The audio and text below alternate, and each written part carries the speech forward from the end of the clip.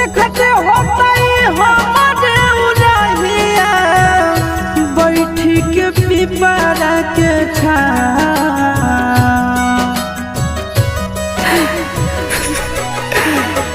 देखते होता हमारे उड़हिया